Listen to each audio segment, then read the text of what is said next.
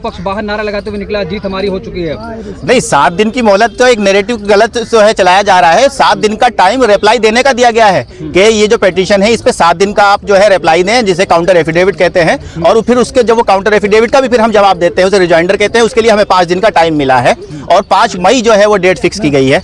और बाकी जो चीज़ें हैं, जो सुप्रीम कोर्ट जिन चीज़ों पे स्टे लगाना चाहता था, उन चीज़ों को जो है भारत सरकार ने, यूनियन ऑफ इंडिया ने खुद ही कहा है कि वो हम चीज़ें तीनों जो है एक्सेप्ट करते हैं। ना तो कोई किसी भी वक्त की प्रॉपर्टी को हम डिनोटिफाई करेंगे, चाहे वो रजिस्टर्ड हो या फिर वक्त बाय यूज़र हो, और ना ही कोई हम जो है मेंबर अपॉइंट करेंगे बोर्ड के अंदर, और ना ही जो है कलेक्टर किस तरीके का कार्यवाही करेगा अभी, जब तक कि ये मामला कोर्ट के अंदर न्याय विचाराधीन है। तो रिलीफ कब तक ये रहेगी? क्या आगे भी ऐसा बाकी रहेगा या फिर? देखिए, ये तो बाकी तब तक है जब तक फाइनल जजमेंट नहीं आ जाता है, सब तरफ से पक्षों को नहीं सुना जाता है, तब तक ये जो है जो रिलीफ कोर्ट ने दिया है वो बरकरार रहेगा। और अब ये कोर्ट, यही चीफ जस्टिस साहब रिटायर होने वाले हैं, अब यही अपने टेन्योर में फैसला देकर जाएंगे या फिर अगला जो है बेंच बैठेगी दूसरी, वहाँ फैसला होगा। ये तो अब डिसाइड करता है कि कोर्ट किसकी सुनवाई किस तरीके से चलती है। लेकिन अमित शाह जी कह रहे हैं तो कानून पास हो गया, पार्लियामेंट में मानना तो पड़ेगा ही आप लोगों को। नहीं, उसी के लिए तो ये संविधान ने जो है बनाया है उच्चतम न्यायालय। सुप्रीम कोर्ट का गठन ही इसलिए हुआ है कि कोई मेजोरिटेरियन सरकार आके कोई किसी भी तरीके का काला बिल जो है, काला कानून जो है वो पास ना कर पाए।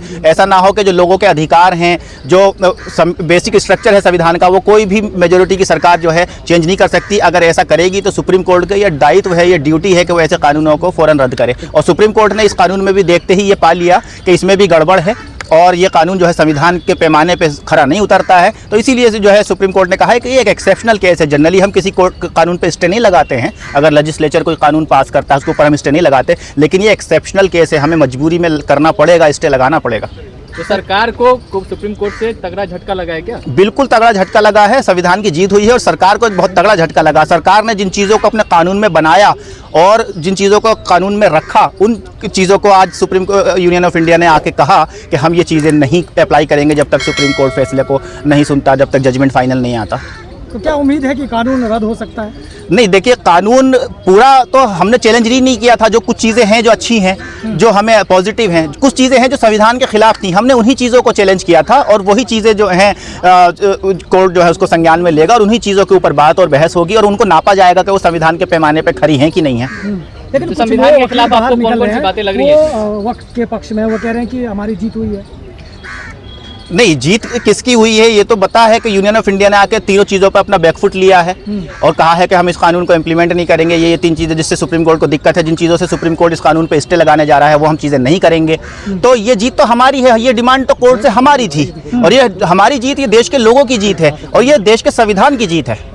तो किन किन बातों पे आपको लग रहा है कि इस पे चेंजेस होना चाहिए, जो नया कानून बना है वक्त संशोधन? देखिए, सबसे पहले तो वक्त बाय यूज़र जो है उसको लेकर के हमारी दिक्कत थी कि वक्त बाय यूज़र जो है वो रहना चाहिए। दूसरा चीज़, जो नॉन मुस्लिम को इंक्लूड करा जा रहा है बोर्ड के अंदर, प्रॉपर्टीज़ हमारी हैं तो मैनेजमेंट हमारा होना चाहिए as per article 26 of the constitution.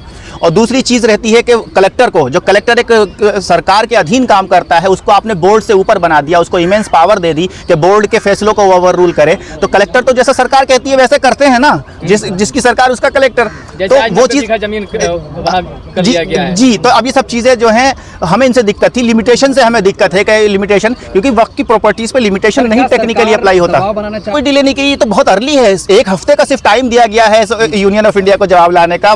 Generally 4 हफ्ते 6 हफ्ते का टाइम दिया जाता है, ये तो बहुत ही तेजी के साथ है। तो क्या अब स्टे बढ़ता चला जाएगा सर इस पे? नहीं, स्टे तो हो चुका, स्टे तो इस पे हो चुका। नहीं, 7 दिन बाद जैसे सुनवाई हो फिर आगे? नहीं, स्टे तो ये तब तक है जब तक फाइनल जजमेंट नहीं आ रहा। ये तो 7 दिन का तो उनको काउंटर एफिडेविट फाइल करने का टाइम दिया है कि 7 दिन में आप अपना जवाब दाखिल करें सरकार रिटर्न में, और फिर उस रिटर्न जवाब का फिर हमें जवाब भी देना है 5 दिन का, उसके लिए टाइम मिला है और 5 मई को फिर सुनवाई होगी।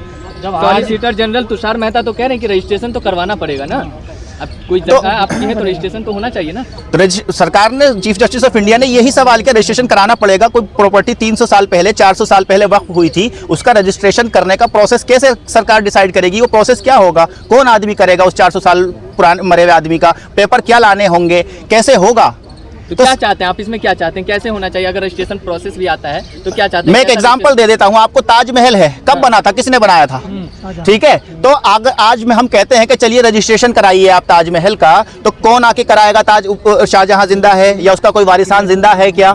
या है तो उसके पेपर क्या लाए जाएंगे, वो सेल डीड कहाँ है, वो वक्फ डीड कहाँ है। ऑलरेडी जो पुराना जो 1995 का एक्ट था या 2013 के अंदर जो उसके अंदर अमेंडमेंट करके एक्ट को जो सॉलिड किया है उसकी धज्जियां उड़ा दी उन्होंने। वक्फ बाय यूजर को वो लोग किस तरीके से हमला करके खत्म करने की कोशिश कर दी है। और इसके अलावा जो HCWC या जो बोर्ड बना हुआ है उसको खत्म कर रहे थे। तो अभी दो चीजों पर रिलीफ मिली है। कोर्ट पे भरोसा करेंगे, सड़क का रास्ता भी अपनाएंगे? नहीं, जो भी हमारे संवैधानिक राइट्स हैं, सड़क के राइट्स हैं, उसको कैसे छोड़ देंगे।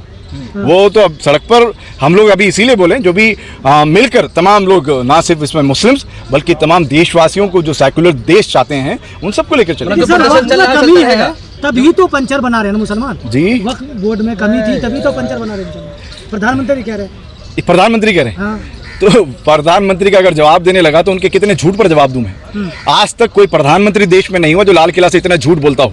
आप जाकर फैक्ट चेक करिए ना, उनके ऊपर क्या जवाब देना है। जो एक एकेडमिक जवाब, उनका खुद अनएकेडमिक बात कर रहे हैं, वो क्या भूल गए एपीजे अब्दुल कलाम को? क्या वो फर्स्ट एजुकेशन मिनिस्टर जो IIT जैसे जो आप देख रहे हैं बच्चों को, जो आज हम लोग टेक्नोलॉजी में वर्ल्ड वाइड जो हम लोग कंपटीशन में आ रहे हैं, अब क्या मौलाना अब्दुल कलाम आज़ाद के लाए हुए IIT को भूल चुके हैं क्या? एपीजे अब्दुल कलाम को भूल चुके हैं क्या? यहाँ के जो शहीद है वो हमारे अब्दुल हमीद को भूल चुके हैं क्या? इशफाकुल्लाह खां को भूल चुके हैं क्या? क्यों? क्योंकि उन्हें पता नहीं है, उनका ज्ञान इतना ही है। एक अज्ञानी कुछ भी बोलेगा वैसा वो बोलते हैं। सभी जब कानून के जानकार कह रहे हैं कि इस मामले पर कल ही स्टे मिल जाना चाहिए था, लेकिन कल जो विरोधी पक्ष है उसने कहा हमें सुनने का मौका मिलना चाहिए, तो आज की तारीख मिली। अब एक हफ्ते बाद फिर और टाल दी गई है सुनवाई। क्या लग रहा है, अदालत दबाव में है क्या? सरकार की तरफ से दबाव बनाया जा रहा है? हम ये कह सकते हैं कि सरकार सुने, वो सुनने के पीछे सरकार को, मतलब सरकार को वो सुने, उसके खिलाफ हम कैसे बोल सकते हैं? जो हमारे चीफ जस्टिस ऑफ इंडिया हैं वो सुनना चाहते हैं। वो सुनने के लिए उन्होंने एक, उनको जो हमारा एक लेजिस्लेचर है उसके सम्मान में सुना है। मैं ये समझता हूँ, दबाव में नहीं सुनते, दबाव में उनको सुना है बोलकर मैं नहीं मानता।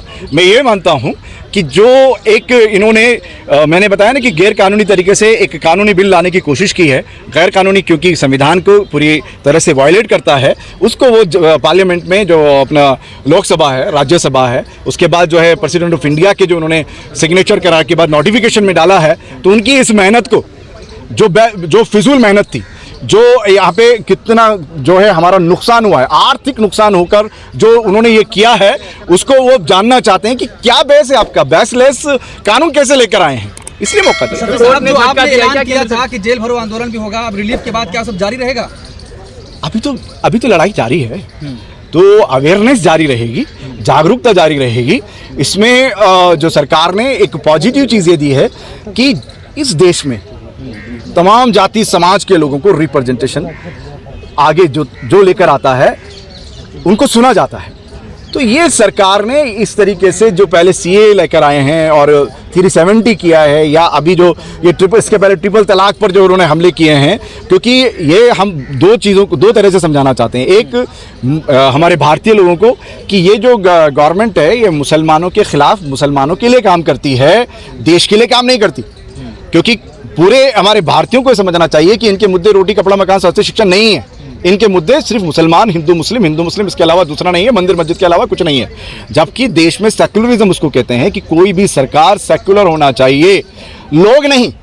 मैं एक मुस्लिम हूँ तो मेरी प्रैक्टिस में मेरी नमाज, मेरा रोज़ा, मेरा हज, मेरी ज़कात, जो मेरे इस्लामिक राइट्स हैं उसमें कहीं कोई दखल तो नहीं दे रहा, वो प्रोटेक्ट करने का काम करती है सेकुलर सरकार। अब यही खुद अगर घंटी बजाने लगेंगे, किसी एक धर्म को रिप्रेजेंट करेंगे, तो सेकुलरिज्म को, धर्मनिरपेक्षता को, धर्मपंथ जो हमारी धर्मनिरपेक्षता है उसको तो भंग कर रहे हैं ये लोग। तो एक पॉइंट तो ये हो जाता है। दूसरी ओर ये होता है कि एक समाज अगर जागरूक नहीं है, वो सियासी तौर पर अपना रिप्रेजेंटेशन अगर विधानसभा और लोकसभा में नहीं देता है, तो आपके खिलाफ कभी भी कानून में बनाए जा सकते हैं।